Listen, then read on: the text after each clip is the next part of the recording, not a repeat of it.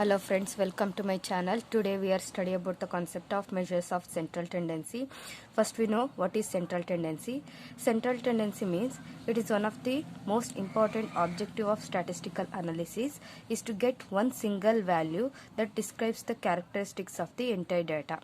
It means ಇದೊಂದು statistical analysis ಅಂತ ಹೇಳ್ಬೋದು. ಇದರಲ್ಲಿ ಒಂದು ವ್ಯಾಲ್ಯೂ ನಾವು ಫೈಂಡ್ ಔಟ್ ಮಾಡ್ತೀವಿ. ಆ ವ್ಯಾಲ್ಯೂ ಏನಾಗಿರುತ್ತೆ ಅಂದರೆ ಎಲ್ಲ ವ್ಯಾಲ್ಯೂನ ರೆಪ್ರೆಸೆಂಟ್ ಮಾಡ್ತಾ ಇರುತ್ತೆ. ಅಂಥ ವ್ಯಾಲ್ಯೂಸ್ನ ನಾವೇನಂತೀವಿ ಅಂದರೆ ಸೆಂಟ್ರಲ್ ಟೆಂಡೆನ್ಸಿ ಅಂತೀವಿ, ಅಥವಾ ಆವ್ರೇಜ್ ಅಂತ ಹೇಳ್ತೀವಿ, ಅಥವಾ ಸೆಂಟ್ರಲ್ ವ್ಯಾಲ್ಯೂ ಅಂತ ಹೇಳ್ತಾ ಹೋಗ್ತೀವಿ ಫ್ರೆಂಡ್ಸ್. ಸೊ ನೋಡಿರಿ, statistical analysis is get one single value. ಒಂದು ಸಿಂಗಲ್ ವ್ಯಾಲ್ಯೂನ ಥ್ರೂ ಸ್ಟ್ಯಾಟಿಸ್ಟಿಕಲ್ ಅನಾಲಿಸಿಸ್, ಸ್ಟ್ಯಾಟಿಸ್ಟಿಕ್ಸ್ ಫಾರ್ಮುಲಾನ ಯೂಸ್ ಮಾಡಿ ನಾವು ಫೈಂಡ್ ಔಟ್ ಮಾಡ್ತೀವಿ. ಯಾವುದರಲ್ಲಿ ಎಂಟೈರ್ ಡೇಟಾದ ಕ್ಯಾರೆಕ್ಟರಿಸ್ಟಿಕ್ಸ್ನ ಯೂಸ್ ಮಾಡಿ. ಸೊ ಇದನ್ನು ನಾವೇನಂತೀವಿ ಅಂದರೆ ಸೆಂಟ್ರಲ್ ಟೆಂಡೆನ್ಸಿ ಅಂತೀವಿ, ಅಥವಾ ಆವ್ರೇಜ್ ಅಂತ ಹೇಳ್ತೀವಿ. ಸೆಂಟ್ರಲ್ ವ್ಯಾಲ್ಯೂ ಅಂತೀವಿ, ಆರ್ ಆವ್ರೇಜಸ್ ಅಂತ ಹೇಳ್ತೀವಿ, ಆರ್ ಸೆಂಟ್ರಲ್ ಟೆಂಡೆನ್ಸಿ ಅಂತ ಹೇಳ್ತಾ ಹೋಗ್ತೀವಿ friends. Therefore, this value is the point around which all total values of the data cluster. Therefore, it is called as a measures of central tendency. Means ನಾವು total values ಎಲ್ಲ total ವ್ಯಾಲ್ಯೂಸ್ನ total ಮಾಡಿ divided by number of values ಮಾಡ್ತೀವಿ. ಅದರಿಂದ average ಸಿಗುತ್ತೆ ನಮಗೆ. ಆ average ಎಲ್ಲ ವ್ಯಾಲ್ಯೂನ represent ಮಾಡ್ತಾ ಹೋಗುತ್ತೆ. ಅಂತ ವ್ಯಾಲ್ಯೂಸ್ನ ನಾವೇನಂತೀವಿ ಅಂದರೆ ಫ್ರೆಂಡ್ಸ್ ಸೆಂಟ್ರಲ್ ಟೆಂಡೆನ್ಸಿ ಅಂತ ಹೇಳ್ತೀವಿ, ಸೆಂಟ್ರಲ್ ವ್ಯಾಲ್ಯೂ ಅಥವಾ ಆವ್ರೇಜಸ್ ಅಂತ ಹೇಳ್ತೀವಿ. ಹಾಗಿದ್ರೆ ಈ ಸೆಂಟ್ರಲ್ ಟೆಂಡೆನ್ಸಿನಲ್ಲಿ ಎಷ್ಟು ಟೈಪ್ಸ್ನಲ್ಲಿ ನಾವು ಕ್ಯಾಲ್ಕುಲೇಟ್ ಮಾಡ್ತಾ ಹೋಗ್ತೀವಿ. It is majorly dividing to two types, mathematical average and positional average ಅಂತ ಡಿವೈಡ್ ಮಾಡ್ತೀವಿ. ಈ ಮ್ಯಾಥಮೆಟಿಕಲ್ ಆವ್ರೇಜಸ್ನಲ್ಲಿ ಫರ್ದರ್ 3 ಟೈಪ್ಸ್ನಲ್ಲಿ ಡಿವೈಡ್ ಮಾಡ್ತೀವಿ. ಮೀನ್ಸ್ ಮೀನು, ಟೋಟಲಿ ಮೀನ್ ಅಂದರೆ ಮ್ಯಾಥಮೆಟಿಕಲ್ ಆವ್ರೇಜು, ಮೀಡಿಯನ್ನು, ಮೋಡು, ಕ್ವಾರ್ಟೈಲ್ ಅಂದರೆ ಪೊಸಿಷನಲ್ ಆವ್ರೇಜ್ ಫ್ರೆಂಡ್ಸ್. ಈ ಮೀನಲ್ಲಿ 3 parts: arithmetic mean, geometric mean and harmonic mean. Today we are discussing the topic on arithmetic mean friends. Arithmetic mean ಬಗ್ಗೆ ತಿಳ್ಕೊಳ್ತಾ ಹೋಗೋಣ. Next ವಿಡಿಯೋಸ್ನಲ್ಲಿ geometric ಮೀನ್ ಬಗ್ಗೆ ತಿಳ್ಕೊಳ್ಳೋಣ. ಅದೇ ರೀತಿ ಹಾರ್ಮೋನಿಕ್ ಮೀನ್ಸು, ಮೀಡಿಯನ್ನು, ಮೋಡು, ಕ್ವಾರ್ಟೈಲ್ ಬಗ್ಗೆ ತಿಳ್ಕೊಳ್ತಾ ಹೋಗೋಣ. ಫಸ್ಟ್ ಒನ್ ಈಸ್ ಅರ್ಥಮೆಟಿಕ್ ಮೀನು. Arithmetic mean it is the most simple and frequently used. So ಇದು ತುಂಬ ಸಿಂಪಲ್ ಆಗಿದೆ, ಅದೇ ರೀತಿ ಫ್ರೀಕ್ವೆಂಟ್ಲಿ ನಾವು ಯೂಸ್ ಮಾಡ್ತಾ ಇರ್ತೀವಿ ಯಾವುದನ್ನು, ಅರ್ಥಮೆಟಿಕ್ ಮೀನನ್ನು. ಹಾಗಿದ್ರೆ ಈ ಅರ್ಥಮೆಟಿಕ್ ಮೀನನ್ನು ಯಾವ ರೀತಿ ಕ್ಯಾಲ್ಕುಲೇಷನ್ ಮಾಡ್ತೀವಿ? ಸೊ ಅರ್ಥಮೆಟಿಕ್ ಮೀನನ್ನ ಕ್ಯಾಲ್ಕುಲೇಷನ್ ಮಾಡಬೇಕಾದ್ರೆ 2 ಟೈಪ್ಸ್ನಲ್ಲಿ ಡಿವೈಡ್ ಮಾಡ್ತೀವಿ. One is ungrouped data, another one is grouped data friends. Ungrouped ಡೇಟಾನ ಯಾವ ರೀತಿ ಕ್ಯಾಲ್ಕುಲೇಟ್ ಮಾಡ್ತೀವಿ ಅಂದರೆ friends, formula x bar is equal to sigma X divided by N. Sigma ಅಂದರೆ ಟೋಟಲ್ ಅಂತ ಹೇಳ್ತೀವಿ. ಟೋಟಲ್ ಸಮ್ನ ನಾವು ಸಿಗ್ಮಾ ಅಂತ ಇಲ್ಲಿ ಯಾವುದ್ರ ಸಮ್ಮು, ಎಕ್ಸ್ ಅಬ್ಸರ್ವೇಷನ್ನ ಸಮ್ಮು.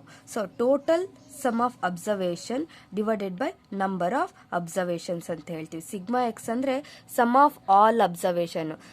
ಫಾರ್ ಎಕ್ಸಾಂಪಲ್ x1 ಆಗಿರ್ಬೋದು, ಪ್ಲಸ್ x2 ಆಗಿರ್ಬೋದು, x3 ಆಗಿರ್ಬೋದು, ಎಷ್ಟು ಎಕ್ಸ್ ಅಪ್ ಟು xn ನಾವೇನು ಮಾಡ್ತಾ ಹೋಗ್ತೀವಿ, ಎಷ್ಟು ಎಕ್ಸ್ ಕೊಟ್ಟಿರ್ತಾರೆ ಅದನ್ನೆಲ್ಲ ಅಬ್ಸರ್ವೇಷನ್ಸ್ನ ನಾವು ಟೋಟಲ್ ಮಾಡ್ತೀವಿ. ಟೋಟಲ್ ಆನ್ಸರ್ಗೆ ನಾವು ಸಿಗ್ಮಾ ಅಂತ ಹೇಳ್ತೀವಿ. ಟೋಟಲ್ನ ಸಿಂಬಲ್ ಯಾವುದು, ಸಮ್ನ ಸಿಂಬಲ್ ಸಿಗ್ಮಾ ಅಂತ ಹೇಳ್ತಾ ಇದ್ದೀವಿ friends. N means number of observation or items. For example calculate arithmetic mean ಅಂತ ಕೇಳ್ತಾರೆ. ಕ್ಯಾಲ್ಕುಲೇಟ್ ಅಂತ ಕೇಳಿ ಫಾರ್ ಎಕ್ಸಾಂಪಲ್ಲು 1 2 3 4 5 ಎಕ್ಸ್ ವ್ಯಾಲ್ಯೂಸ್ ಕೊಟ್ಟಿದ್ದಾರೆ ಫ್ರೆಂಡ್ಸ್. 1 2 3 4 5.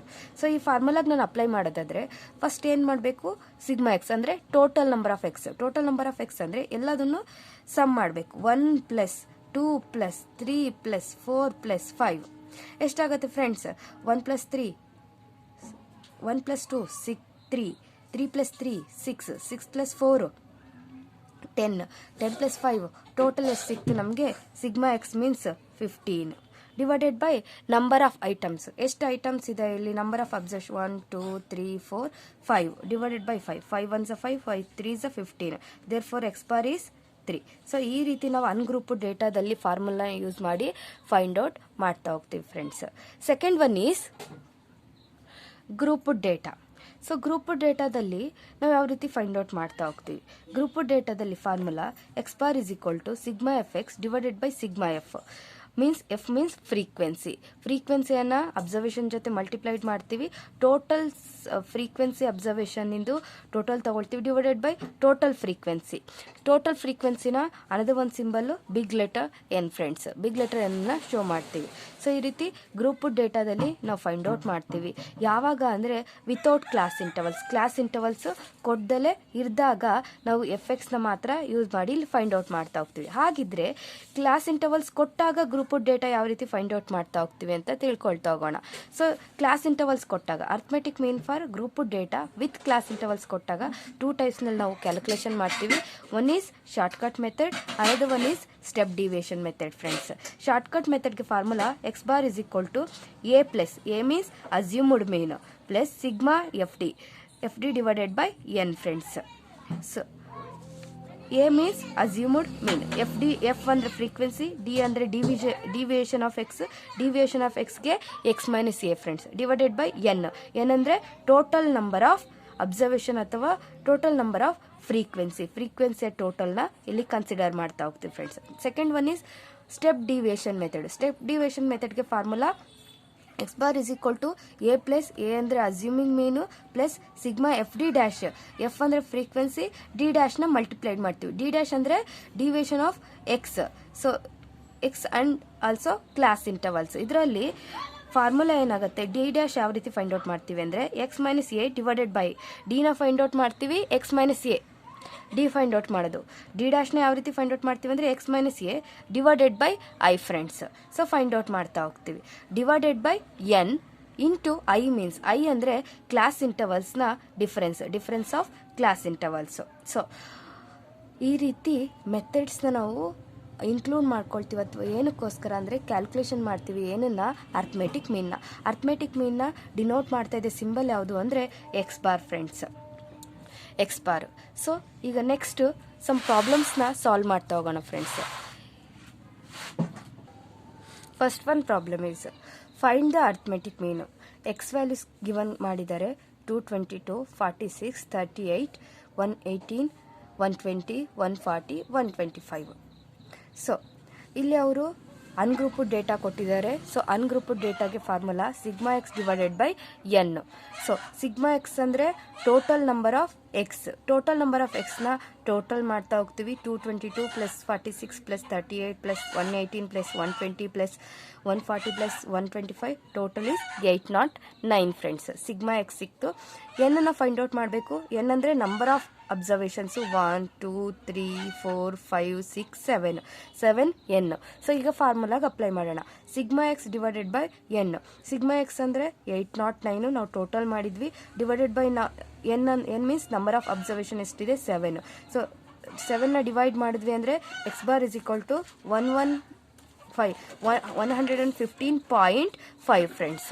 ಸೊ ಈ ರೀತಿ ಫೈಂಡ್ ಔಟ್ ಮಾಡ್ತಾ ಹೋಗ್ತೀವಿ. ಸೊ ನೆಕ್ಸ್ಟ್ ಒಂದು ಪ್ರಾಬ್ಲಮ್ ನೋಡ್ತಾ ಹೋಗೋಣ friends. From the following data find arithmetic mean. Problem X values 1000, 4000, 685, 999, 720, 85, 68, 22, 1, 7.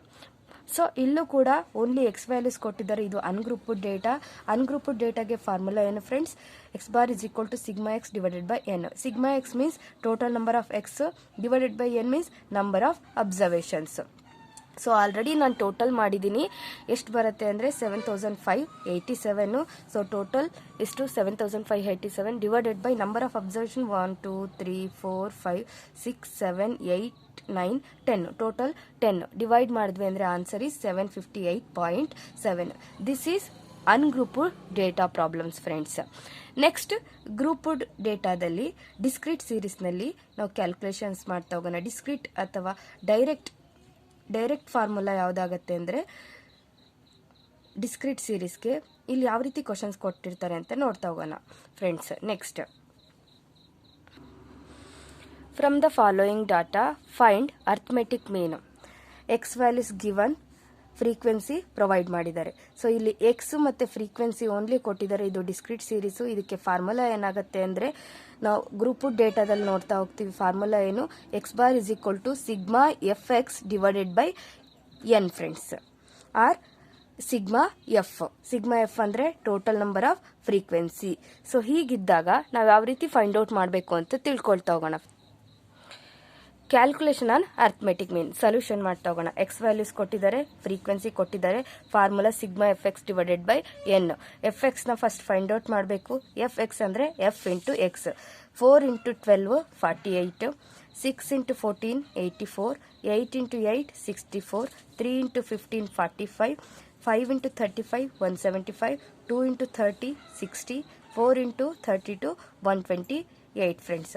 Total ಮಾಡಿದ್ವಿ ಅಂದರೆ ಟೋಟಲ್ ಅಂದರೆ summation sum of all effects.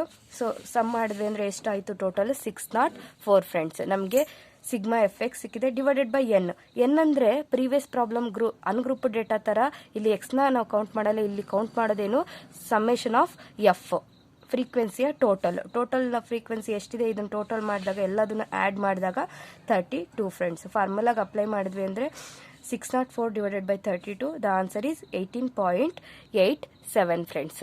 So ಈ ರೀತಿ ನಾವು ಗ್ರೂಪ್ಡ್ ಡೇಟಾ ಅನ್ಗ್ರೂಪ್ಡ್ ಡೇಟಾನ ಫೈಂಡ್ ಔಟ್ ಮಾಡ್ತೀವಿ. ನೆಕ್ಸ್ಟ್ ವಿಡಿಯೋಸ್ನಲ್ಲಿ ನಾವು ವಿತ್ ಕ್ಲಾಸ್ ಇಂಟರ್ವಲ್ಸ್ ಕೊಟ್ಟಾಗ ಯಾವ ರೀತಿ ಫೈಂಡ್ ಔಟ್ ಮಾಡೋದು ಅಂತ ತಿಳ್ಕೊಳ್ತಾ ಹೋಗೋಣ ಫ್ರೆಂಡ್ಸ್. Thank you friends.